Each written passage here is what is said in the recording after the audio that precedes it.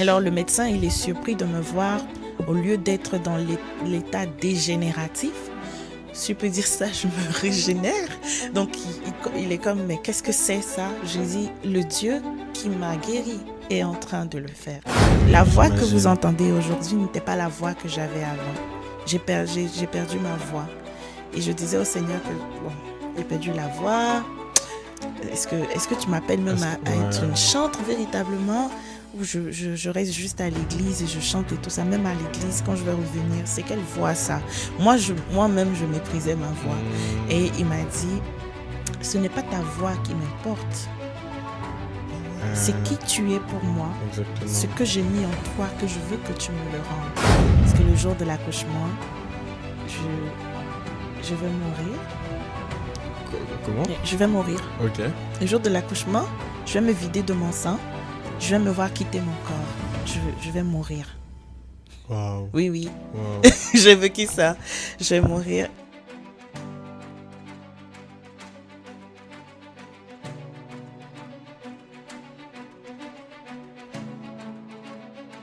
Bonjour et bienvenue dans BOS Podcast. Alors nous sommes très heureux aujourd'hui d'accueillir une personne avec un témoignage exceptionnel. Oui, exceptionnel. Et vous savez, les biens avec les témoignages, c'est que lorsque Dieu, même lorsqu'il parle de la Bible, justement des personnages bibliques, il dit clairement que ces choses leur sont arrivées pour nous servir à nous d'exemple. Alors c'est à nous d'apprendre des expériences des autres. Et aujourd'hui, nous sommes avec une personne qui a un témoignage que je crois vraiment qu'il va nous bénir. Ça va vraiment nous bénir parce que justement, les biens avec les témoignages, c'est que lorsque la personne donne son témoignage, on se retrouve dans la chose et ça fait en sorte que lorsqu'on sera face à la même situation, on va bien vivre ça. N'est-ce pas? Alors aujourd'hui, nous sommes avec notre artiste que je vais laisser, qu'elle va se présenter elle-même. Bonjour. Bonjour. Comment vous allez? Ça va très bien, merci. Et vous? Moi, ça va aussi super. Alors, je vais commencer par vous donner justement l'opportunité de vous présenter pour des personnes qui ne vous connaissent pas. D'accord. Alors moi, c'est Fanny Péniel. Je suis artiste chante gospel d'origine ivoirienne, vivant au Canada. Ok. D'origine ivoirienne, vivant au Canada. Et la question que j'ai directement pour vous, c'est comment est-ce que vous vous êtes retrouvé dans la musique? Ça a commencé comment? Est-ce que c'est quelque chose qui était depuis l'enfance? Pour certaines personnes, c'est le cas.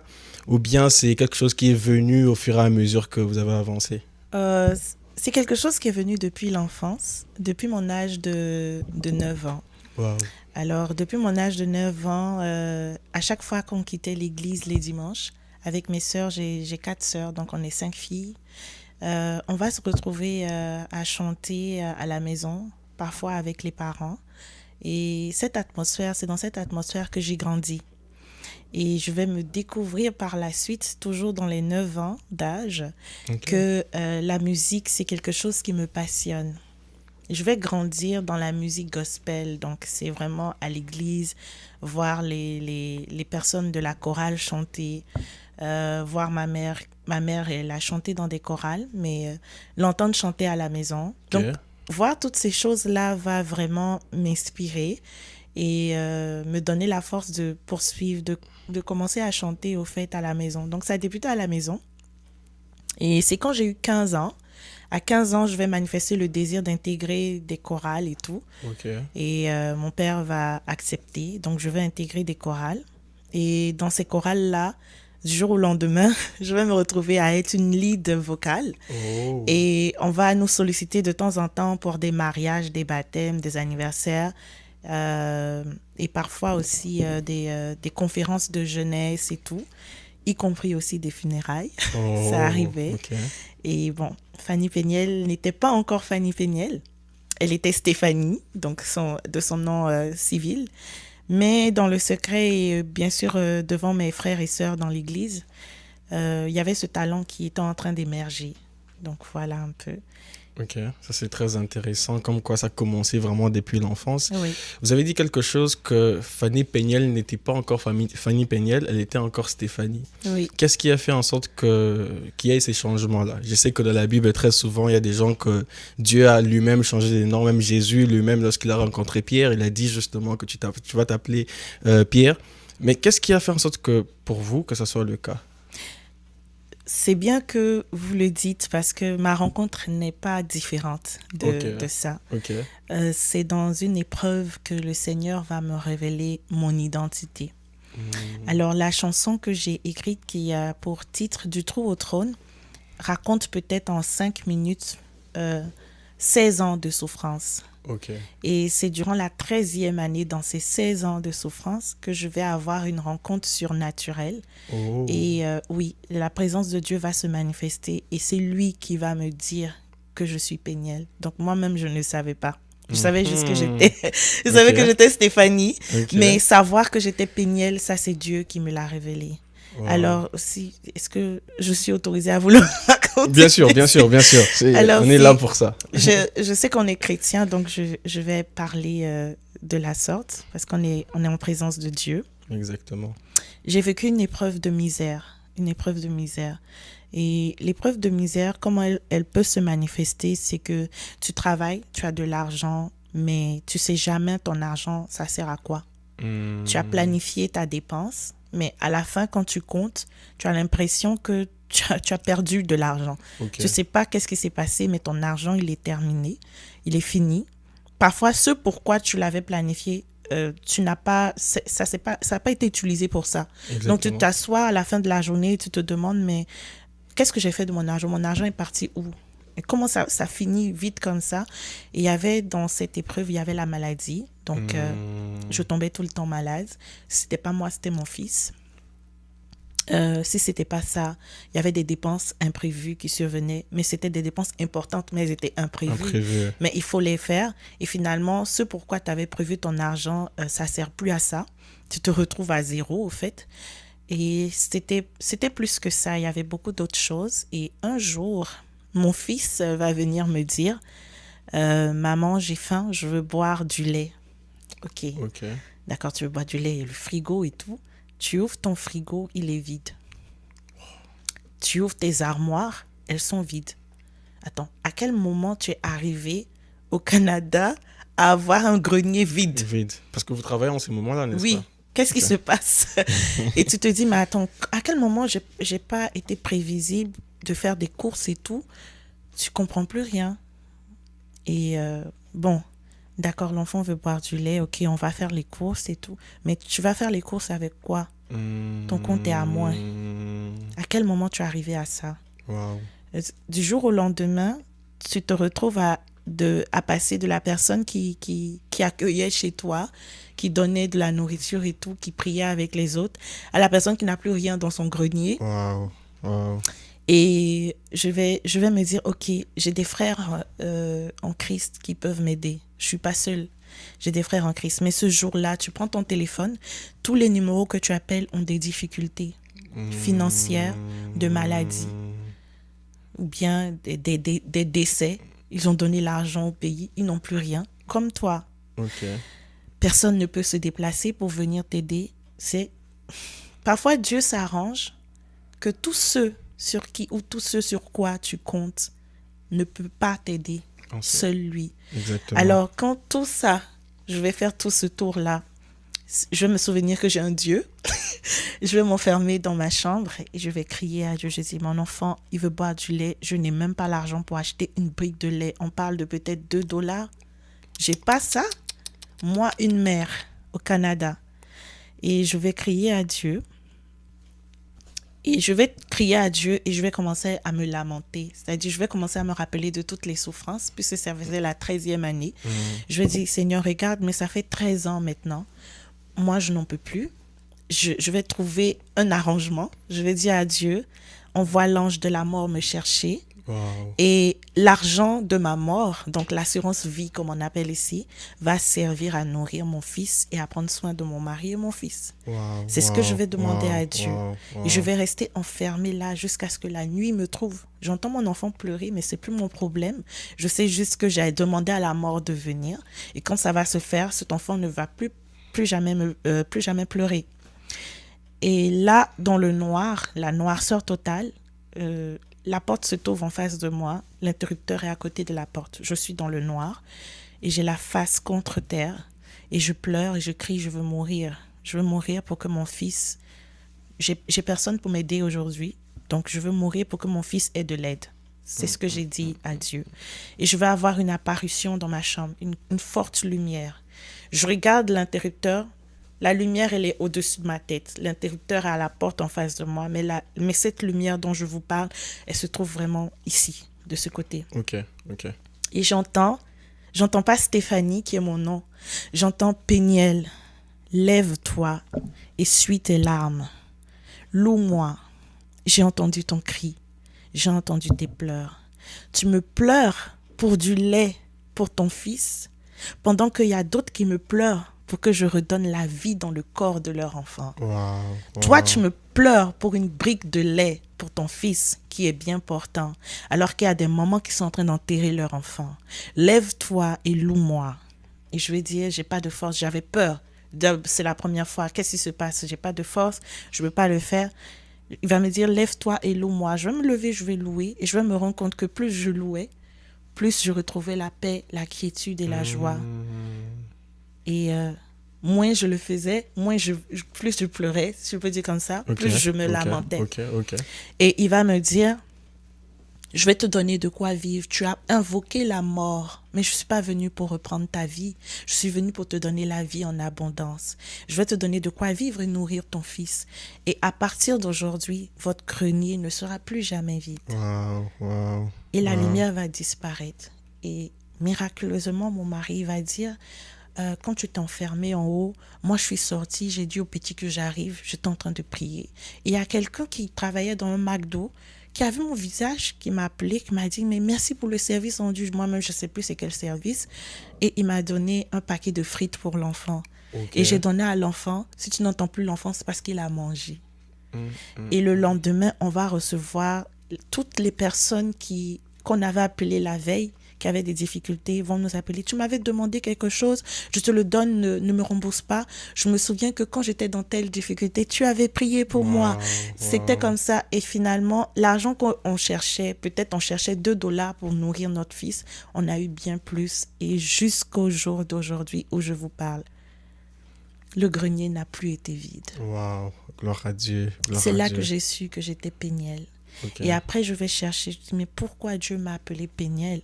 Je sais que je m'appelle Stéphanie Laure, mais Péniel. Et je vais rentrer dans la parole, je lis la Bible, je l'ai lue en entier. Je suis passée à côté de ça.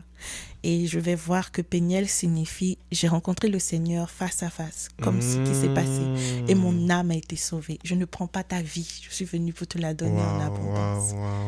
D'où le nom Fanny Péniel. Ouais, ça résume vraiment ce qui s'est passé en réalité. Oui. Waouh, je comprends. En tout cas, ça fait toujours du bien lorsqu'on entend ces genres de témoignages. Ça fait toujours du bien. Je ne sais pas comment est-ce que ceux qui sont en train de nous suivre en ces moments, comment est-ce qu'ils sont en train d'être bénis. Mais je veux d'abord qu'on puisse rebondir un peu sur l'avant ces moments-là. Comment est-ce que vous êtes arrivé en ces moments-là? Parce que c'est toujours bien de voir un peu comment est-ce que vous êtes arrivé là. Comme ça, au moins, ceux qui vont nous suivre ils vont se dire que, oh, s'il y a tel signe, vaut mieux ne pas continuer sur cette voie-là. Oui. Alors, vous avez parlé de la santé. Vous avez dit qu'à un moment donné, la santé n'allait pas bien. C'est ça qui a fait en sorte que vous commencez à beaucoup dépenser. Oui. C'était quoi exactement les problèmes? Alors, quand il faut dire que déjà, en Côte d'Ivoire, de mon pays d'origine, j'étais encore malade. C'est comme ça. J'étais encore tout le temps malade. Depuis mon âge de 5 ans, j'avais souvent des hospitalisations régulières. J'avais un corps très, très fragile. C'est-à-dire que dans la maison, on peut tout avoir le palu, mais moi, ça va se terminer en typhoïde. Ça va aller plus loin. Et je vais me retrouver à l'hôpital. Quelque chose que mes sœurs vont faire peut-être 1 à 2 semaines. Moi, je peux faire 1 mois, 2 mois. Je suis hospitalisée. J'avais le corps le plus fragile de ma famille. Et mon père s'étant dit que peut-être c'est le climat et tout. Quand elle va aller au Canada pour ses études, ça va s'améliorer. Mais non. Quand je suis arrivée ici, ça a continué. Ok. Et c'est ici que on va me faire même un diagnostic qui va un peu me bouleverser. On va m'annoncer que j'ai des symptômes de la fibromyalgie. C'est une maladie dégénérative qui s'attaque au corps. Elle se manifeste généralement par une fatigue incessante. Tu es tout le temps fatigué. Même quand tu prends des choses pour avoir de l'énergie, tu es tout le temps fatigué. Tu luttes avec une fatigue qui te pèse. C'est comme une lourdeur dont tu ne peux pas te débarrasser. Quand c'est pas ça, c'est des douleurs corporelles très intenses. Tu peux te réveiller avec des courbatures, comme si on t'a broyé le corps. Wow. Et tu vis avec ça à vie. Il faut savoir que Dieu m'avait déjà fait des guérisons. Donc moi, quand j'ai eu ce diagnostic, je me suis dit, ça ne va pas rester dans mon corps. J'ai refusé ça en même temps. Donc je ne me comportais pas comme quelqu'un qui allait vivre d'une maladie dégénérative, mais comme quelqu'un qui est en train de passer par une maladie qui va être glorifiée. La guérison Wow. sera la gloire de Dieu. Exactement. Et j'ai même dit ce jour-là au médecin que, ben, écoutez, on m'a dit en Côte d'Ivoire que l'asthme est génétique. Et moi, je suis une asthmatique. J'étais Ok. une Il y asthmatique. avait aussi ça. Il y avait l'asthme. Ok. Et Dieu m'a guéri de l'asthme. Wow. Wow. On m'a dit, encore en Côte d'Ivoire, toujours, parce qu'on a des bons médecins aussi, que vous avez l'ulcère aigu. Je sais même plus si c'est le nom que c'est comme ça que ça se dit, mais j'avais une sorte d'ulcère que même quand ça se déclenche, ma propre salive devient mon ennemi. Wow. Oui, Wow. je peux pas avaler ma salive et tout. Mais le Seigneur m'a guéri aussi de ça. Encore des... Wow. Gloire à Donc, Dieu. si vous me dites que j'ai la fibromyalgie et que quand je suis allée voir sur le site internet, tout ce qu'on raconte dessus, c'est incroyable. C'est une maladie très sournoise. Généralement, elle se manifeste quand les personnes sont âgées. Mais moi, c'était quoi? J'étais dans mon adolescence quand on m'a diagnostiqué ça. Et dans mon jeune âge adulte, si je peux dire comme ça. Et j'ai dit non, je ne peux pas vivre avec. Le même Dieu qui m'a sauvé de l'ulcère et de l'asthme est capable d'enlever ça. Ça, c'est un petit problème. Exactement. Alors, je vais prendre les médicaments pour les douleurs. Il faut savoir qu'il n'y a pas de traitement vraiment. Bon, à l'époque, je ne sais plus si maintenant ils ont poussé un peu plus loin. Mais les traitements qu'on te donne, c'est vraiment pour calmer des symptômes. Wow. Comme si tu as mal au corps, bon, les antidouleurs, etc. Pour pas que la douleur te rende dépressif. Parce qu'il y en a qui arrivent à ça. Et je vais vivre avec ça, mais tout en sachant que le Seigneur peut m'en délivrer. Et les symptômes vont partir dans le temps. Wow, wow. Alors le médecin, il est surpris de me voir, au lieu d'être dans l'état dégénératif, si je peux dire ça, je me régénère. Donc il est comme, mais qu'est-ce que c'est ça? Je dis, le Dieu qui m'a guéri est en train de le faire. Encore. Je sais qu'il va le faire encore. Wow. Diagnostiquez-moi tout ce que vous voulez, mais si j'ai frôlé la mort et si j'ai été guérie de maladies qui sont censées être incurables, donc ça c'est un petit problème devant le grand Dieu que j'ai. Wow. Et j'ai été finalement guérie. Wow, ça c'est un témoignage énorme, c'est énorme. Vous savez pas comment est-ce que c'est énorme.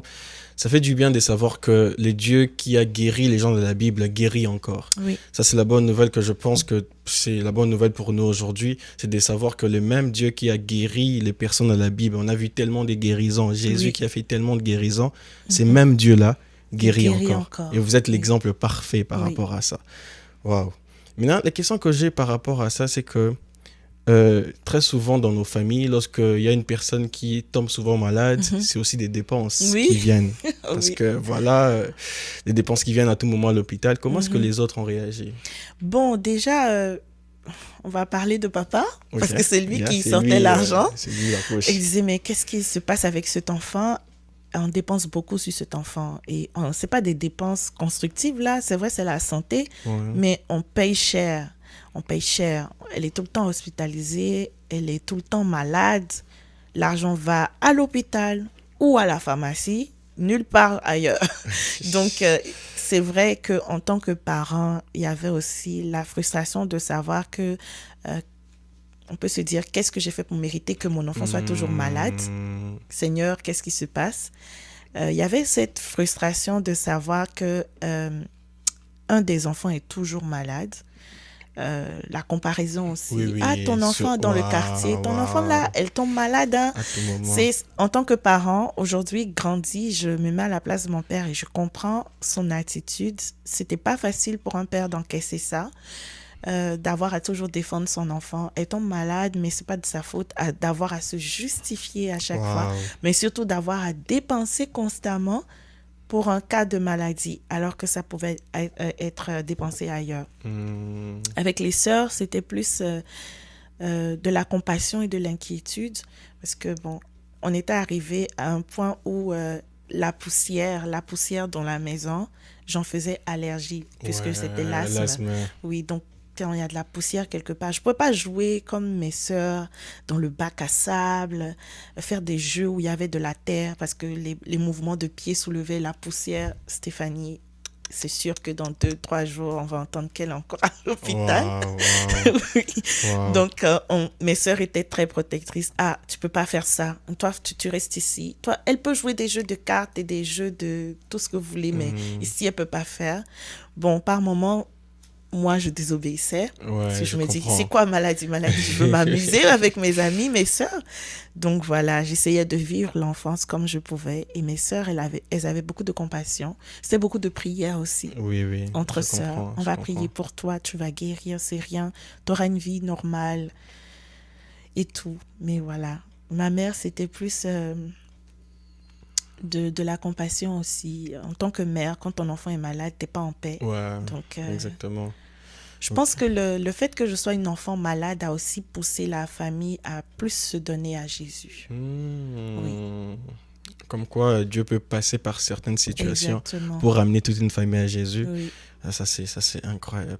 Mais du coup, vous, par rapport à votre enfance, c'est vrai que l'enfance n'était pas pareil que tout le monde. Oui. C'est quelque chose qui vous dérangeait parce que sûrement il y a des gens qui nous suivent aussi, qui Mhm. peut-être passent par la même situation.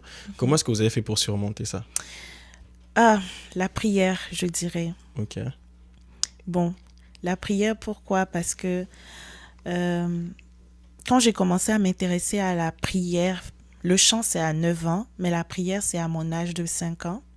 Ok. Et c'est parce que j'ai failli mourir à 5 ans.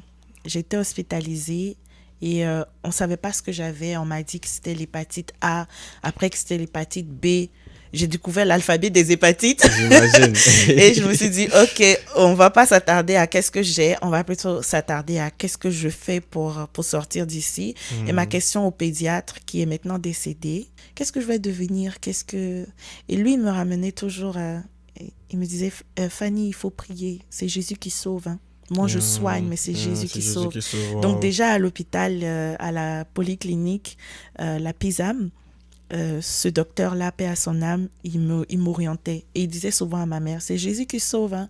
Moi, je ne suis que médecin, mais c'est Jésus qui sauve, hein. Hmm. Donc, juste l'entendre le dire, j'ai commencé à m'intéresser à tout ce qui concernait Jésus. Je me suis dit, OK, c'est Jésus qui peut me sauver. Les hommes ne peuvent rien. Donc, papa, il donne l'argent, mais c'est pour me soigner. C'est sa limite, Hmm. au fait. Il est Hmm. humain. Donc, il y a un Dieu, un vrai, qui peut faire quelque chose pour moi. Et c'est comme ça que j'ai commencé à prier. Donc, à 5 ans, j'étais déjà consciente qu'il y avait le monde des hommes et il y avait Dieu qui existait et qu'il faut s'en remettre à Dieu. Ok. Donc, j'ai pas, comme on dit, j'ai pas eu une enfance comme les enfants de mon âge, parce que très vite confronté aux épreuves et très vite confronté à la réalité qu'il y a un Dieu qui existe et qu'il faut s'abandonner à lui. Ok. Donc, En tout cas, waouh. Comme quoi, chacun a son histoire. Chaque histoire est particulière, en tout cas. oui. Et la vôtre, elle est vraiment particulière. Vraiment, vraiment particulière. Parce que là, depuis que vous avez commencé à parler, on voit que vous êtes passé par beaucoup de choses. La question qui me vient en tête, c'est que comment on garde la foi avec tout ça? Parce que on peut bien dire qu'on va prier, mais lorsqu'on n'a pas le résultat directement, c'est pas toujours évident de garder la foi. Tu t'es dit, Mm. mais je suis en train de prier, le Dieu en question ne m'écoute pas, qu'est-ce qui se passe? Il y a tout ça qui se passe. Comment est-ce que vous avez fait pour garder la foi? Déjà vous personnellement et aussi par rapport à la famille. Quand tu grandis dans un environnement où tu es souvent attaqué, euh, tu te rends compte, au fait, comme j'ai dit à mes 5 ans, que tu n'as que Jésus. Hmm. J'ai beaucoup aimé le chant de Betty Onanga en passant qui disait moi je n'ai que Jésus parce que tu te rends compte que il y a des choses que tu vas vivre, ton père ne peut rien faire pour toi, il fait son maximum, ta mère fait son maximum, tes sœurs font leur maximum, mais ce que tu recherches véritablement, même toi tu n'es pas capable de te le donner à toi-même, mais Jésus le peut. Donc tu es Exactement. obligé, les épreuves vont t'obliger en fait à avoir un certain mental. Si tu n'es pas une personne qui se décourage vite ou qui est souvent prompte à se, comment dire, à se laisser aller, à manquer de persévérance. Les épreuves peuvent jouer ça, peuvent jouer le rôle de t'enlever ta persévérance et tout. Mais quand tu sais que le Dieu que tu pries est un Dieu puissant, quand tu sais que ce Dieu-là, lui-même, vrai homme et vrai Dieu, Jésus-Christ, il a vécu, si on peut dire comme ça, tes épreuves avant toi, parce qu'il a vécu pire que toi, mais il s'en est sorti. Alors si lui qui est Dieu, qui s'en est sorti et qui te dit qu'il sera là pour t'aider, peut le faire, pourquoi hésiter à lui faire confiance? C'est vrai que je ne le vois pas, mais il me voit. Exactement. C'est suffisant. Exactement. C'était mon mental. Je me disais toujours que dans cette épreuve, j'ai Jésus-Christ. Et puis si je l'ai, j'ai tout. Mais si je le perds, alors j'ai rien. Là, tu n'as plus rien. Oui. Ça, c'était la bonne mentalité, ça. Oui. Si j'ai Jésus, j'ai tout. Si je n'ai plus Jésus, je Je n'ai n'ai rien. rien. Waouh. Là, on est toujours en train de voir le côté trou, parce que votre chanson, c'est du trou au trône, justement. Oui. Et je veux bien qu'on puisse vraiment voir du côté trou, comme ça, les gens vont bien comprendre pourquoi est-ce que vous avez écrit cette chanson. Oui. Ça s'est passé, donc il y a des années comme ça où vous avez souffert avec la maladie et tout le reste. Et après, vous êtes arrivé au Canada, c'est ça? Oui. Vous êtes arrivé au Canada. En effet, oui. Comment s'est passée la vie ici? Parce que là, vous avez pu... Est-ce que vous êtes venu avec la famille directement? Je suis venue retrouver d'abord ma grande sœur, Ok. puis après mes petites sœurs ont suivi. Ok, c'est bon. Mais il y a eu un moment donné où vous étiez juste vous et votre grande sœur. Oui. Comment ça s'est passé? Parce que là, auparavant, il y avait quand même tout le monde. Il y avait papa, maman, si proches, ils étaient présents physiquement, on va dire ça comme ça. Et du coup, là, vous êtes dans un environnement où il n'y a plus tous ces mondes-là. En plus aussi, le Canada, c'est connu un peu pour être un pays où chacun est chez soi. C'est pas vraiment comme on est habitué à voir en Afrique où tout le monde est... C'est un peu comme une famille, le pays. Mais ici, c'est pas vraiment le cas. C'est pas connu pour être comme ça. Comment ça s'est passé? Bon, je dirais que ça s'est très bien passé. Pourquoi? Parce que bon... Déjà, depuis le pays, je savais que je venais pour faire des études, comme ma sœur. Donc, ça a été un focus sur les études. Après, je pense 1 an après, j'ai découvert que j'avais des amis d'enfance aussi qui étaient venus. Okay. Donc, on s'est retrouvés. La difficulté que j'ai eue, c'était de pouvoir maintenir le cap de la foi ici.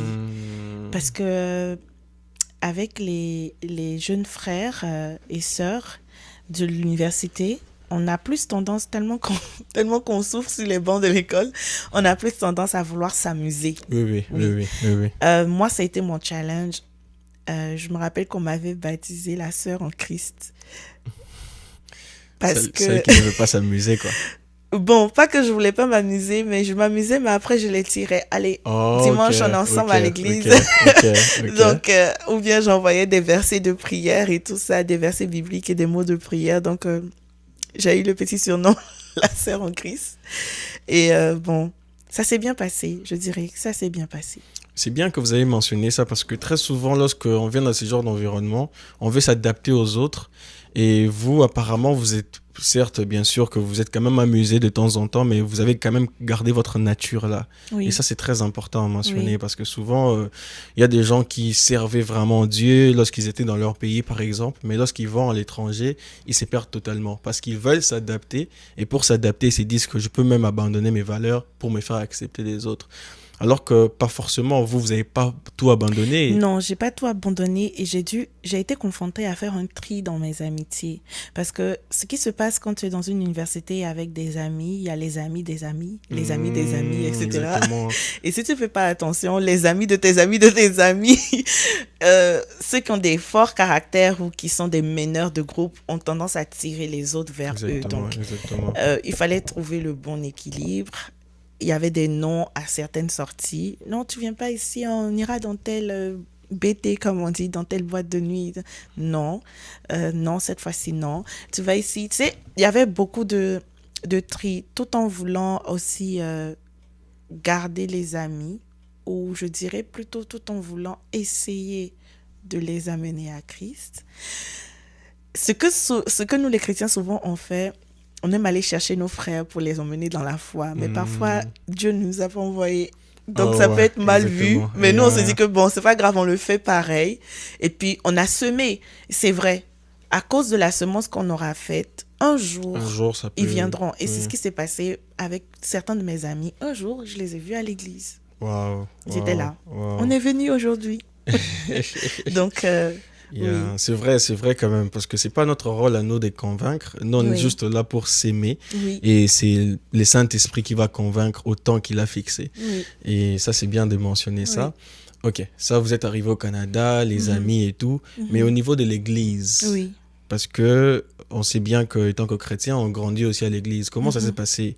Est-ce que l'église vous a soutenu comme ça devait être le cas ou bien voilà? Ben, je dirais que souvent, quand on est chrétien, on oublie une chose très importante, comme Jésus-Christ nous l'a souvent rappelé. Vous savez, Jésus-Christ, pour sélectionner ses disciples, il est allé vers eux. Il les a pris tels qu'ils étaient. Il a prié d'abord. Il est allé vers eux. Il les a pris tels qu'ils étaient. Il ne les a pas forcés. Il a dit, viens et tu verras. Suis-moi. Ils n'étaient pas obligés de le suivre. Exactement. Il y en a qui ont dit, même laisse-moi aller. Ouais, voilà. Mais ils sont venus d'eux-mêmes. Ils ont choisi de le suivre. On oublie que Dieu nous prend avec nos tares, nos fragilités, ce que nous sommes réellement. Et c'est lui qui nous transforme. Donc, quand on vient dans une église ou quand on va à l'église, on idéalise la maison du Seigneur. Dans le sens que le pasteur n'a pas droit à l'erreur. Les frères en Christ sont des saints. Donc, le jour qu'un frère en Christ te crie dessus, tu es choqué. Tu dis, toi, tu viens à l'église tous les jours. C'est toi qui cries sur moi comme ça. Tout ce que tu as appris à l'église. Là. C'est ça, c'est Mais ça. il est humain. Ouais. Dieu est vrai homme. Et il est venu, il a quitté son trône. Il est venu sur terre. Il a pris notre humanité pour nous donner sa divinité, pour faire de nous des petits Christ. Donc, tu comprends qu'il y a eu déjà un passage de conversion. Longtemps à l'église ne veut pas dire que je suis totalement convertie. Moi aussi, je me cherche pour que le Seigneur me transforme. C'est pour ça que tu me vois à l'église. Si j'étais déjà arrivée, penses-tu que je serais là? Donc, on a tendance à trop, comment dire ça, c'est le mot qui me manque. On donne trop idéaliser. Voilà, idéaliser, c'est le mot. On idéalise trop que le fait qu'on est à l'église, on est censé être parfait, sans péché, sans rien. On est tous des humains qui venons chercher Jésus-Christ pour notre transformation. Exactement. Pourquoi j'ai parlé de ça? Pourquoi j'ai fait cette introduction? C'est parce que dans l'église, tu peux trouver quelqu'un qui va mal te parler. Il ne le fait pas peut-être sciemment, mais ça peut arriver. Mais est-ce que c'est pour autant que tu vas le blâmer? C'est arrivé que j'ai eu des échanges qui étaient vraiment comme des malentendus ou des paroles qui étaient vraiment très déplacées quand on m'a sorti. Maintenant, c'est à toi de savoir, d'avoir de la grandeur et de la maturité. Tu réponds, ça devient une chicane. Ouais, exactement. Vous arrivez aux mains. Parce que souvent, ça a été des manques de respect. Il ne faut pas tolérer le manque de respect, mais il ne faut pas répondre au manque de respect. Il ne faut pas alimenter le manque de respect. Donc, comment tu t'y prends? Est-ce que tu prends de la hauteur, de la grandeur, de la sagesse pour faire savoir que tu m'as parlé comme ça, je n'ai pas aimé, ne recommence plus, mais je comprends ta situation, je sais ce que tu vis. Ou bien tu viens, tu ripostes de la même façon, puis ça gâte tout, comme on dit en Côte d'Ivoire. Oui, donc j'ai eu de très bons moments dans la maison du Seigneur, et comme dans toute famille, en Christ ou de sang, j'ai eu aussi des moments où c'était vraiment des malentendus, des accrochages. Mais quand tu as un autre regard de la situation, tu sais comment te comporter pour que ça soit évité et pour faire comprendre à l'autre que ce que tu m'as fait, je n'ai pas aimé. Il faut avoir la sagesse d'aller vers son frère, parce qu'il y en a qui, quand ça se passe, on garde dans le cœur et puis on attend une petite similitude là pour dire c'était comme ça telle année à telle heure, tu m'as fait ça. Très souvent, c'est ça qui arrive. Oui, donc c'est ça qu'on veut éviter. On est tous, si je peux dire ça comme ça, on est tous des des souffrants qui venons au Seigneur pour qu'il enlève nos souffrances. Exactement. Il nous donne son amour et sa paix. Exactement, exactement. C'est vraiment ça la bonne explication de l'Église. L'Église, c'est comme un hôpital. Quand tu vas à l'hôpital, tu vas pas trouver des gens en bonne santé. Non. Tu vas trouver des gens qui sont malades aussi. Parce qu'il dit dans sa parole, je suis venu pour ceux qui ne sont pas bien portants. Exactement. Je suis venu pour les affligés. Je suis venu pour ceux qui souffrent. Exactement. Pour ceux qui ont besoin de moi. Si tu te dis tu n'as pas besoin de Jésus, bon. Tu fais quoi à l'église? Tu fais quoi à l'église? Tu fais quoi sur terre On d'ailleurs? remplit ceux qui sont vides. Mais si tu es déjà rempli, où est-ce que je te remplis? Il n'y a plus de place. Exactement, voilà. exactement. Ça, c'est vrai, ça, c'est vrai. Et du coup, la musique dans tout ça, parce que vous avez quand même traversé beaucoup de choses, est-ce que vous avez continué quand même à faire la musique? Parce qu'aujourd'hui, vous en faites. Oui. Mais est-ce qu'il y a eu des moments de pause? Oui, il y a eu des moments de pause. Il y a eu des moments de pause, justement, à l'église. Vous savez, j'en parlais à Moïse tout à l'heure. Je disais que j'ai connu la naïveté de Joseph. Joseph qui est vendu par ses frères et tout. J'ai connu la naïveté de Joseph. Pourquoi je dis la naïveté? Parce que Joseph a eu une vision. Il l'a dit à ses frères. Exactement. Ce sont ses grands frères. Ce sont ses frères. Ils vont le comprendre dans sa mentalité à lui. Ce sont mes frères, ils m'aiment, ils vont comprendre ce que j'ai vécu, ils vont peut-être prier pour moi. Mais qu'est-ce que ça a créé? Il se prend pour qui? Il est le plus petit. Nous, on se prosterne devant lui. Ça a créé la jalousie. Ça a créé, comment dire, les complots. Ah, on va le prendre, on va le vendre, on va le tuer. J'ai vécu ça. Tu pries pour des personnes, le Seigneur te révèle des choses pour ces personnes. Le Seigneur ne te dit pas forcément de dire à ces personnes, mais toi, tu te dis que ces personnes doivent le savoir parce que c'est quand même le Seigneur qui l'a dit. C'est quand même le Seigneur. Alors, tu te prends pour qui? Toi, Dieu te parle aussi. Ah ben, c'est toujours toi à qui Dieu parle. Est-ce que c'est pas des choses divinatoires? Exactement. Dans la maison du Seigneur. Exactement. C'est quand ce sont eux, c'est l'esprit du Saint-Esprit qui leur parle. Exactement. Mais quand c'est toi, ça doit être l'esprit de Python qui lui fait des signes. Quand ça les arrange, elle a parlé au nom de Dieu. Quand ça ne les arrange pas, si c'est par exemple une prophétie pour changer le comportement, ça n'arrange jamais ça. On veut la prophétie de l'argent, on ne veut pas la prophétie de changer de comportement. Donc quand c'est changer de comportement, est-ce que c'est vraiment de Dieu? Oui, j'ai vécu ça dans la maison du Seigneur. Et à chaque fois, je disais, mais Seigneur, qu'est-ce qui se passe? Et en grandissant, parce que je vous dis en grandissant parce que on est grand, mais dans notre marche avec le Seigneur, on grandit. Donc, on prend en maturation. Donc, en grandissant, le Seigneur va me faire comprendre que telle chose que je te dis, tu ne la dis plus. Telle chose que je te dis, tu peux la dire. J'ai fait la différence. Exactement. Ça, le Seigneur est venu me protéger dans ce sens. Bien plus tard, toutes ces personnes qui vont dire ça vont se rendre compte des choses qui vont se réaliser et vont comprendre que le Seigneur l'utilisait. C'est une femme de Dieu. Mais je suis passée comme Michée. Oui. Je me suis pris des claques comme Michée. Michée, le roi disait que je ne veux pas le consulter. C'est un prophète de malheur. Tout ce qui vient de sa bouche, c'est que le malheur. Le Dieu qu'on prie, lui, on ne comprend pas son Dieu, c'est qui. Mais toujours, lui, il a des messages de malheur. Le roi n'aimait pas Michée. Ouais. Mais tu sais, Dieu va faire en sorte que Michée va se retrouver en posture honorable devant le roi. Tous les autres prophètes vont être animés de l'Esprit de Dieu qui va leur communiquer un mensonge. Exactement. Et eux, ils vont dire, non, roi, tu ne vas pas mourir, tu vas vivre. Quand ils vont aller chercher Michée qui n'était pas désiré, ils vont lui dire, il faut t'arranger pour dire la même chose. Tes 12 frères, ou je pense 11 ou 12 frères, tes frères prophètes, ils ont dit la même chose. Ils ont déjà dit que le roi ne va pas mourir. Donc toi, pardon, ton nom est déjà gâté chez le roi. Il faut t'arranger pour dire ça. Et il va dire, je ne dirai que ce que l'Éternel m'aura dit de dire. Exactement. Et lui, il va dire une prophétie contraire. Exactement. Et ça va être révélé que l'Esprit du Seigneur a fait ça exprès. Il a fait mentir les autres pour que seul Michée qu'on avait dénigré détienne la vérité.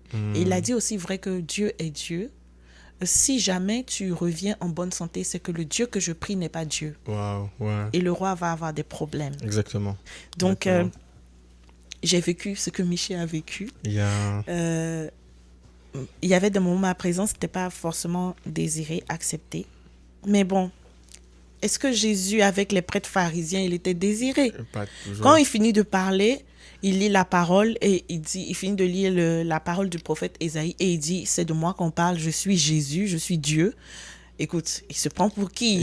Il est au pupitre, on le désigne pour faire la lecture et il dit qu'il est Dieu. Donc Dieu va venir comme toi, comme ça, fils du charpentier. Exactement. Donc exactement. oui, dans la maison du Seigneur, ça peut arriver. Ça peut arriver que tu traverses des épreuves de rejet, de fausses accusations ou de mépris, comme Miché. Yeah, c'est vrai. Mais est-ce que c'est pour autant que tu vas te dire que je vais plus servir ce Dieu-là? Regarde, au lieu de me défendre, je subis. Jésus a subi jusqu'à un moment donné, quand il est mort à la croix à Golgotha. Celui qui lui avait percé le côté s'est converti. Celui que Pierre avait coupé l'oreille et que Jésus lui a redonné son oreille. Il y a eu quelque chose. Donc, quand on vit le rejet, les fausses accusations, on a tendance à vouloir se défendre, à vouloir laver son nom. C'est pas toi qui laves ton nom, c'est Jésus qui lave ton nom. Exactement. Il le fera à son temps. Subis, tais-toi, prie le Seigneur. Il a vécu ça aussi avant toi. Et quand il nous dit que vous venez à ma suite, vous allez vivre ce que j'ai vécu, portez vos croix et tout. Mais c'est vrai, ça fait partie de la croix avec Jésus. Quand Dieu veut te faire monter, en dimension, il va s'arranger pour que tu traverses la solitude divine. C'est comme ça que moi je l'ai appelé. Exactement. Il va enlever des personnes sur qui tu comptes. Il va s'arranger pour que, c'est souvent en tant que chrétien, on est accroché à notre pasteur ou à notre homme de Dieu. Ce jour-là, il va faire exprès pour que la place, parce que souvent, la place que Jésus doit avoir dans notre vie, c'est la place qu'on donne à notre Père spirituel, notre homme de Dieu. Il va faire en sorte pour qu'il y ait l'équilibre. C'est ton conseiller, ce n'est pas ton Dieu. Exactement. Sans t'en rendre compte, tu faisais le contraire. Il va créer cet équilibre-là. Il va s'arranger pour que tu sois seul. Quitte à ce que ça passe par le rejet, l'abandon, le mépris, etc. Et quand tu vas traverser ça, que tu n'auras que Jésus véritablement, alors il permettra maintenant qu'il y ait un entourage parce que tu ne comptes plus sur ton entourage. Tu n'es plus accroché à ton entourage. Tu les aimes, mais ils ne sont plus ton bouclier ou ton socle. Ton socle devient Jésus seul. Oui. Ah ouais, ça c'est vrai, ça c'est vrai.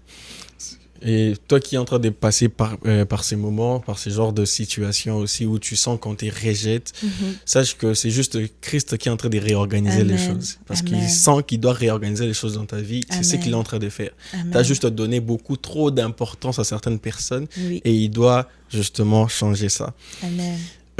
On a parlé de la musique, donc vous continuez quand même à faire la musique à l'église. Est-ce que vous chantez toujours à l'église quand même? Je vais arrêter pour un moment. Et parce que je vais tomber enceinte. Après le mariage, je tombe enceinte. Je suis alitée, grossesse alitée, une grossesse très difficile. Okay. Miraculeuse aussi. Wow. Que des miracles. Genre. Oui, parce que je fais partie des personnes que les ennemis ont décidé que tu seras stérile, tu ne vas pas enfanter. Wow. Et comment je vais recevoir que je vais enfanter? C'est à l'église. Il y a une femme qui venait de faire une fausse couche et elle s'est levée dans la foi. Elle a dit, je veux donner un témoignage. Mon témoignage n'est peut-être pas heureux, mais il sera glorieux. J'ai perdu mon enfant. Mais je prophétise qu'en ce moment même où je suis en train de dire que j'ai perdu mon enfant, je serai enceinte dans ce mois et j'aurai un enfant. Wow. Et quand elle a fait ça, il y a eu comme une décharge de puissance dans la salle. Et l'homme de Dieu a dit, écoutez, je ne sais pas si vous êtes en train de ressentir ce que je ressens. Toutes les femmes qui ont été déclarées stériles, médicalement parlant ou bien spirituellement parlant par les ennemis, toutes celles qui veulent enfanter, toutes celles qui veulent avoir un enfant, qui sont déjà mariés, bien sûr. Vous pouvez vous avancer. Moi, je ne me suis pas avancée parce que je jouais le djembé. Oh. Et j'avais mon micro. Donc, Ok. moi, je me dis que bon, quand c'est comme ça, tu es au service, après, on prie pour toi, en fait. Ouais, Donc, directement. j'entends Stéphanie, viens devant. Ah, Stéphanie, viens devant comment? Moi, je ne voulais pas. Donc, Ok. l'homme de Dieu va venir au-dessus de ma tête et il va dire, écoutez, pourquoi je suis en train de faire ce geste? C'est que notre sœur que vous voyez là, qui chante et joue au tam-tam dans la chorale de l'église, elle a traversé beaucoup de choses que je ne peux pas dire, mais elle sait de quoi je parle. Parmi ces choses, c'est que on avait dit d'elle qu'elle n'allait pas avoir d'enfant. Et il me regarde dans les yeux, il va me dire, ta grossesse sera très difficile. Il dit, Oh là là. Je m'attendais à quelque chose de facile. Là. Mais le Seigneur sera avec toi du début jusqu'à la fin. Et chaque mois, tu vas vivre quelque chose d'extraordinaire avec Dieu. Oh, Dieu. Il sait pourquoi il a décidé. Et je vais le vivre vraiment. Parce que le jour de l'accouchement, je vais mourir. Comment? Je vais mourir. Ok. Le jour de l'accouchement, je vais me vider de mon sang. Je vais me voir quitter mon corps. Je vais mourir. Wow. Oui. Wow. J'ai vécu ça. Je vais mourir et je vais entendre la voix du Seigneur me dire, reviens, tu ne mourras pas. Je voyais mon mari qui pleurait. Il tenait ma main, mais il n'y avait plus de vie. Oui. Il faisait ça, il n'y avait rien, je ne réalisais plus. J'ai vu mes yeux, je me suis vue. Mais j'étais partie au fait. J'ai vécu cette expérience-là. Wow. Et quand je suis revenue, les infirmières, elle était partie, elle est revenue. Tout l'hôpital l'a dit. Elle était partie, elle est revenue. Elle était partie, elle est revenue. Alors, je peux dire que j'étais morte et je suis revenue. Wow. Ça n'a pas duré, mais oui, je l'ai vécu. Mais c'était quand même arrivé. Wow. Oui, c'était quand même arrivé. Et Dieu est bon. oui, Dieu est vraiment bon. Dieu est vraiment bon. Wow. Et le mari, comment est-ce qu'il a réagi avec tout ça lorsqu'il voit grossesse difficile et tout le reste? Ça a été difficile pour lui en tant qu'homme. J'imagine. Mais c'est quelqu'un aussi qui est accroché au Seigneur. Donc, je pense que ça... On n'a pas voulu regarder aux difficultés, on a voulu regarder plutôt à la main de Dieu qui, chaque jour, chaque mois, nous montrait sa fidélité. Donc, c'est dans cette période que moi, je ne pouvais plus chanter. J'ai eu un déboîtement de la hanche. On appelle ça la bursite. Comment ça se manifeste? Tes os raidissent. Tu peux plus le... Je peux dire, il y a un liquide qui sert d'hydratant entre les os pour faire la friction. Oui. Quand il sèche, les os ne peuvent plus s'emboîter. Ils se fixent comme ça. Ok. Oui. J'avais une bursite à la hanche. Donc, pour un rien, elle raidissait, elle figeait. Oui. Pour un rien, elle raidissait, elle figeait. Mais dans tout ça, le Seigneur a été fidèle. Et puis, voilà. Wow. J'ai même eu un deuxième enfant. Wow. Gloire à Dieu.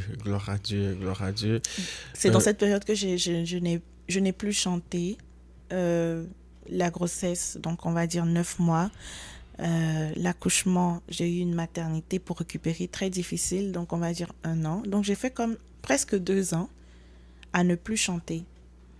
Même quand je le pouvais, je ne pouvais pas. Pourquoi? Parce que la voix avait pris un coup. Oui, la voix que vous entendez aujourd'hui n'était pas la voix que j'avais avant. J'ai perdu ma voix. Et je disais au Seigneur que, bon, j'ai perdu la voix.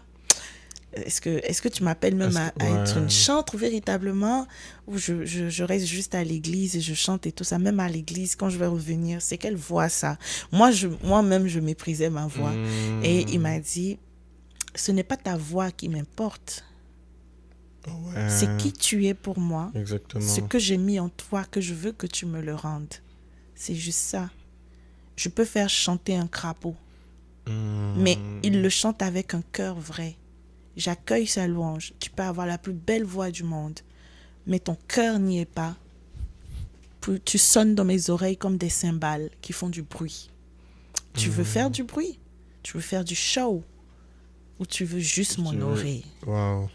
J'ai dit, je veux t'honorer. Il dit, donc tu vas chanter avec cette voix-là. Wow. Et ça, c'est bien de mentionner ça parce que on a maintenant une génération qui... Il y a comme deux catégories comme ça qui est vraiment clairement visible. Des Mhm, personnes qui font le show, tout mhm, simplement, et mhm, des personnes qui vraiment chantent pour Dieu avec tout leur cœur. mhm. Et c'est bien de mentionner cette différence-là parce que des fois, on est pris par le piège de tout simplement faire ce qui plaît à tout le monde, surtout dans la Oui, musique, alors que ce n'est pas ça que Dieu nous attend. Dieu attend qu'on puisse chanter les paroles de ce qu'il aime, au fait, les paroles qui vont toucher exactement. son cœur directement. Et Exactement. très souvent, c'est pas toujours évident. Non. Tu te rends compte, surtout les jeunes qui viennent souvent, Mhm, ils sont vraiment en train de se perdre totalement. Et c'est bien que vous, ça n'a pas été le cas pour vous. merci. Et aussi, j'ai compris qu'il est possible de passer par, comme vous avez quand même une expérience en musique, Mhm. mais à un moment donné, vous vous êtes posé la question, même si c'est votre appel. Oui, Donc, c'est possible d'avoir autant d'expérience, mais à un moment donné, de tu se t'y poses la question, questionner. tu te Oui, questionnes. Et oui, ça, c'est aussi important de mentionner cela. Mais je veux un peu rebondir sur la partie stérilité. oui. Euh, Vous avez dit que oui, c'est vrai qu'il y a ceux qui le connaissent médicalement parlant, ils savent Mhm, vraiment que les médecins les ont dit que voilà, vous êtes mhm, stérile. D'autres, c'est spirituellement parlant. Pour vous, mhm. c'était quoi exactement? Moi, c'est pas médicalement parlant. Parce que bon, je ne suis pas allée jusqu'à faire des tests. J'avais des témoignages de comment les tests se passaient, faire des inséminations, etc. Et puis moi, j'ai dit non. Écoute, je sortais déjà d'une guérison Hmm, de exactement, d'asthme. d'asthme. Donc, bon, si j'apprends que spirituellement parlant, les gens dans les villages ou quoi, les ennemis ont voulu t'arracher ta fertilité. Mais ça, c'est les ennemis, au fait. Mais c'est pas le verdict de Dieu. Donc moi, j'étais plutôt dans cette mentalité. Hmm, Je dis, oui, c'est vrai, je me suis mariée, ça fait peut-être 1 an qu'il y a peut-être rien ou pas d'enfant, mais c'est pas la fin du monde. Donc moi, je priais parce que je sais que si je suis destinée à avoir des enfants, il va me les donner en son temps. exactement. Ça, c'était ma façon de voir les choses. Mais euh, je priais beaucoup pour celles qui voulaient enfanter. Et bon, quand j'ai accouché, il y a eu des sœurs qui sont venues me voir et m'ont dit, il faut que tu pries pour moi, il faut que tu pries pour moi. Je leur ai juste demandé d'être discrète parce que, bon, il faut que tu pries pour moi. Je ne suis pas l'homme de Dieu. Moi, je suis la chante dans le cœur Ouais, là-bas. exactement. Je peux prier pour toi, c'est ce que Dieu nous demande, mais je prie pour toi et puis voilà quoi. Ouais, c'est fini. Mais il s'est passé quelque chose d'extraordinaire. Quand j'ai prié pour la première, euh, un jour j'ai eu la vision qu'il y avait une petite fille qui la suivait. Et je lui ai dit, mais tu sais, il y a une petite fille qui te ressemble, qui te suit. Elle a eu peur. Après, j'ai dit, bon, pourquoi je lui ai dit ça? Hé, Stéphanie. Je dis, oublie. C'est ce que je lui ai dit. J'ai continué de prier. Quand elle a accouché, elle a eu une fille qui lui ressemblait, Et comme deux quoi? gouttes d'eau. Wow, wow. J'ai prié pour une autre aussi qui a eu des enfants. Donc, je sais pas comment le Seigneur veut m'orienter. Je sais juste qu'il m'a demandé de chanter, j'ai obéi et j'ai sorti un single. Pour le reste, c'est Dieu qui fera. Mais Hmm, je veux encourager les sœurs qui, cliniquement, ont été diagnostiquées de stériles ou qui entendent souvent dans les cellules de prière que, écoute, on t'a lancé peut-être tel sort que tu vas pas accoucher, etc., tu vas pas enfanter. L'ennemi va toujours nous attaquer quand on donne notre vie à Jésus-Christ. Quand on est dans hmm. le monde, il peut attaquer, mais parfois il se demande, il va se fatiguer au fait, parce que tu es déjà de ce monde. Mais pour ceux qui ne sont pas du monde, qui veulent servir Jésus-Christ, ils seront doublement attaqués. Quand tu viens dans la maison du Seigneur, tu peux te dire que ah, je suis en Christ maintenant, c'est fini. Non, ça commence. Et la stérilité, Dieu n'est pas dans la stérilité. Il peut utiliser la stérilité pour se glorifier. Il transforme Hmm. les souffrances qu'on traverse, les épreuves qu'on traverse en jours de joie. Il sort de l'obscurité pour la lumière. Alors si on t'a dit que tu ne vas pas enfanter, cliniquement ou pas, moi je souhaite te dire que c'est le Seigneur qui a le dernier mot dans ta vie. Est-ce que c'est Dieu qui te l'a dit ou c'est un homme? Le médecin, c'est un homme. La science, Dieu permet à des gens d'étudier la science, même si après ils font ce qu'ils veulent avec, mais c'est Dieu qui donne la science par le Saint-Esprit. Donc la science est limitée au niveau des hommes, mais elle trouve sa perfection dans les bras du Saint-Esprit. Et tant que Dieu n'a pas dit que c'est ce qu'il dit de toi, tout ce qu'on peut te dire de toi sur cette terre n'a pas d'importance. Wow. Seulement ce que Dieu dit de toi a de l'importance. Ouais, ça c'est vraiment ça. Gloire à Dieu pour ces paroles d'encouragement en tout cas. Quand je regarde votre histoire, je me dis que Dieu vous a préparé en fait. Il vous a vraiment préparé parce que si vous avez eu à vivre facilement certaines situations qui sont venues après, c'est parce qu'avant vous avez déjà eu à vivre pire que ça. Dieu vous a délivré de l'asthme et quand ces situations sont arrivées, vous avez directement dit que voilà, le même Dieu qui m'a délivré de l'asthme, il va aussi me délivrer de ça. Et je pense que souvent lorsqu'on nous passons par des moments difficiles, Dieu nous prépare en fait. Il s'est dit qu'il crée une histoire avec nous. Comme ça, on a au moins une historique. On s'est dit que ok, c'est le même Dieu qui a fait ceci avec moi. Si ça arrive, je sais qu'il va faire aussi. Amen. Donc, Amen. gloire à Dieu, en tout cas, par ton histoire, nous comprenons tout ça. Nous allons aller en chutant déjà. Vous avez sorti votre single du trou au trône. On veut bien en parler maintenant, du trou au trône. L'histoire derrière la chanson, comment est-ce que c'est venu, et voilà. Est-ce que vous pouvez tout simplement nous en parler? Mais oui, l'histoire derrière la chanson, c'est vraiment les 16 ans que j'ai traversés, dont tous les témoignages que je viens de donner se retrouvent vraiment dans la chanson. Par exemple, quand on prend le couplet 1, où je dis comme Job. Job, on sait qu'il avait des amis, il vivait très bien du jour au lendemain, juste parce que le diable est venu dire à Dieu que lui, si tu lui retires tout ce que tu lui as donné, ben, il va se détourner de toi. C'est parce qu'il a tout, il ne manque de rien. Donc, et Dieu va lui dire, tu peux faire ce que tu veux, mais tu ne vas pas le toucher à un seul de ses cheveux. Tu ne vas pas porter atteinte à sa vie. Parce que Dieu était confiant que cet homme est vraiment à moi. Exactement. Donc Dieu se porte garant que il sait que toi, tu es vraiment méritant dans son cœur. C'est très fort. Mais Job va vivre les pires choses. Oui. Comme un claquement de doigts, on vient te dire, ton enfant est mort. Tu as dit, tu es à table, tu as le temps de déposer ta fourchette. Ta femme te dit, maudit ton Dieu et meurt, tu déposes ton assiette. Ton enfant est décédé, tel enfant est mort. Tu vas juste sortir de table, ton bétail est mort. En tout cas, tes serviteurs viennent t'annoncer de mauvaises nouvelles en quelques secondes. Tu perds tout ce que tu as pris une vie pour bâtir en quelques secondes jusqu'à ta femme. Et tu te retrouves de riche à misérable. Le pire, c'est que tous ceux que tu as aidés te méprisent. Tu te souviens que celui-là, il manquait de pain. Toi, tu as ramassé du pain, tu lui as donné. Aujourd'hui, c'est toi qui manques de pain. Il te fuit du regard. Tout le monde te tourne le dos. Tu étais encouragé parmi les sages de l'église ou de la ville. Mais aujourd'hui, ta parole ne vaut rien. Exactement. Et tes amis, ça fait encore plus mal. La famille... Ça peut arriver que dans la famille, on ne te regarde pas. Mais tes amis qui savent un peu tes secrets, là, ils viennent, ils s'asseyent et puis ils te disent, Job, si tu vis ça, c'est que tu prétendais être quelqu'un que tu n'es pas. C'est de ta faute si tu souffres. Ça fait encore Comment mal. c'est possible que c'est de la faute de quelqu'un si la personne souffre? Wow. C'est tellement manqué de sagesse. Et le Seigneur va le dire après quand il va venir voir Job. Tes amis ont manqué de sagesse, ils m'ont fait passer pour un faux Dieu, un Dieu vengeur, menteur et violent. Mais toi, ce que je te reproche, c'est que dans ta lamentation, tu osais me demander pourquoi moi, j'ai décidé que tu vives ça.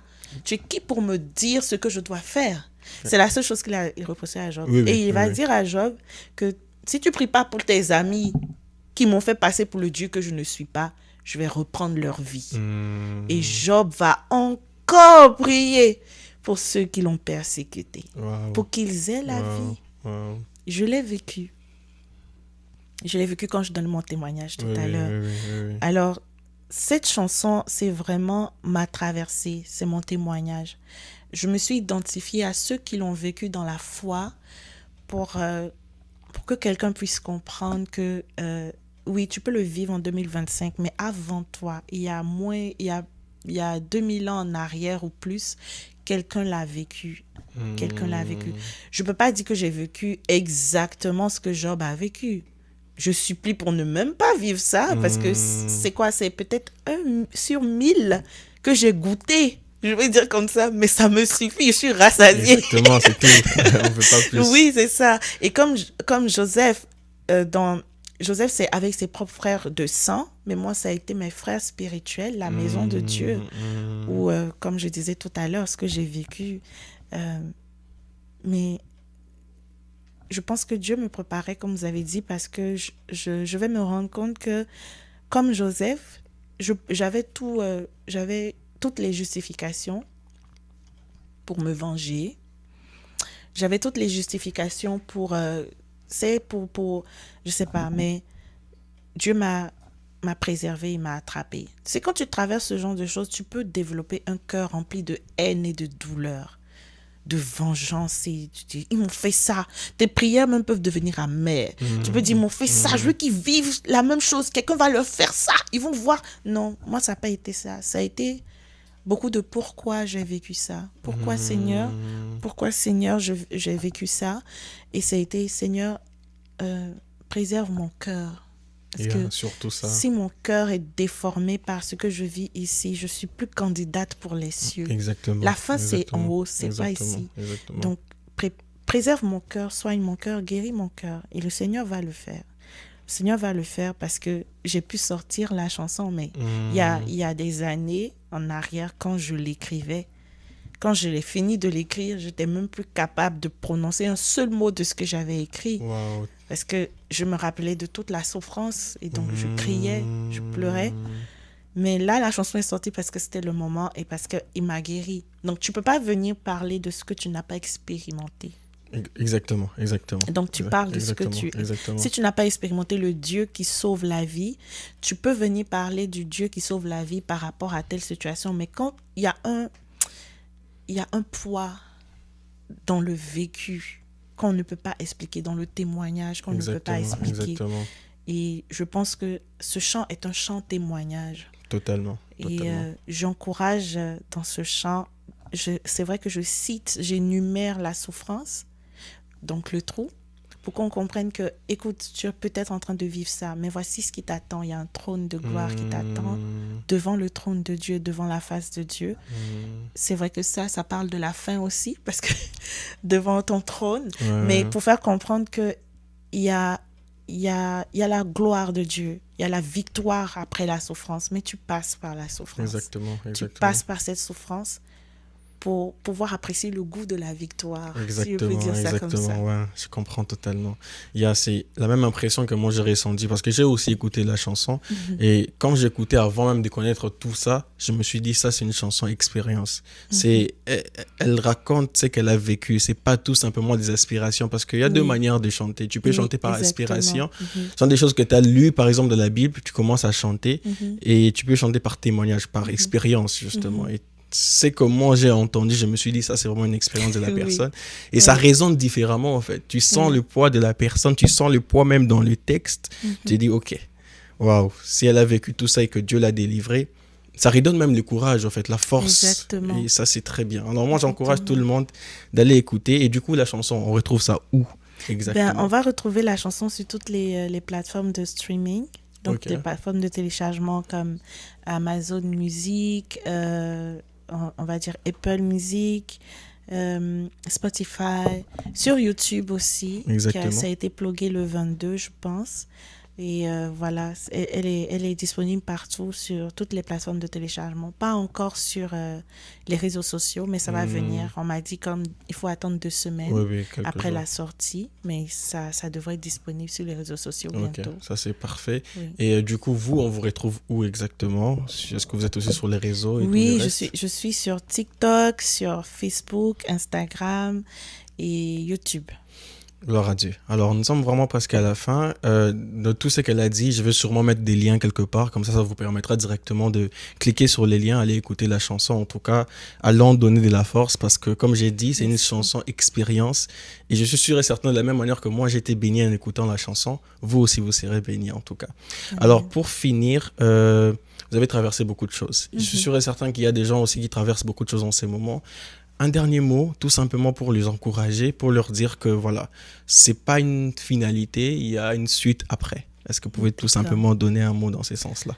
Bien, je vais être vrai avec mes frères Yeah. et mes sœurs. Euh, Donner sa vie à Jésus, ce n'est pas vivre une vie qui serait sans épreuve. Donner sa vie à Jésus, c'est plutôt traverser des épreuves qu'on pensait être insurmontables et impossibles à traverser, et les traverser avec la foi, l'assurance d'un Dieu victorieux qui est fidèle et qui manifeste sa puissance lorsqu'on crie à lui. Un Dieu qui entend, un Dieu qui comprend parce qu'il a traversé ce qu'on traverse, aussi fou que cela puisse paraître, et d'avoir l'assurance d'un lendemain meilleur. Pas juste l'assurance, mais de constater qu'on rentre dans un lendemain meilleur, parce Yeah, que ce que Dieu dit, Dieu le fait. Et exactement. il faut pas se décourager, il ne faut pas désespérer. Dieu est vraiment vivant, il est puissant, il est agissant et il est omniprésent, omniscient, omnipotent. Donc, tu te dis peut-être que ce que tu vis est inconnu de tout le monde, mais Dieu, il connaît chaque millimètre de ta traversée, chaque point, chaque virgule de ton parcours est su par Dieu. Et c'est lui qui écrit l'histoire. Même si aujourd'hui, des gens peuvent dire qu'ils vont se permettre de raconter ton histoire, ils ne la connaissent pas. Seulement Dieu qui l'a écrit la maîtrise mieux que toi-même. Alors garde la foi, ne baisse pas les bras. L'épreuve, elle finit un jour. Tantôt il y a la neige, tantôt il y a le soleil, tantôt il y a la pluie, tantôt il y a l'arc-en-ciel. L'épreuve n'est pas faite pour être perpétuelle et durer, mais elle est faite pour te forger, te faire grandir et te mener dans la gloire de Dieu. Yes, yes. Amen, amen. C'est avec ces mots que nous finissons cet épisode. En tout cas, nous avons été abondamment bénis. Comme j'ai dit toujours à la fin de chaque épisode, n'oubliez pas de vous abonner, de partager cela à vos amis, à vos frères, vos sœurs. Je suis sûr et certain que de la même manière que vous avez été bénis, vos frères aussi, vos sœurs aussi veulent aussi être bénis de cette manière-là. Alors n'hésitez vraiment pas à les partager. Et n'hésitez pas non plus d'aller sur la page de l'artiste Fanny, Amen. Peniel Fanny, commentez, partagez ce qu'elle fait aussi, abonnez-vous et aussi écoutez la chanson, écoutez plusieurs fois parce qu'on n'est pas limité par le nombre de fois d'écouter une chanson. Écoutez plusieurs fois et je suis sûr et certain que les mots qui sont dits vont résonner en vous et ça vous fera vraiment énormément de bien. Alors nous avons fini, merci à vous pour Merci à votre vous aussi. présence et voilà. Et moi je vous dis à très bientôt. Bye bye.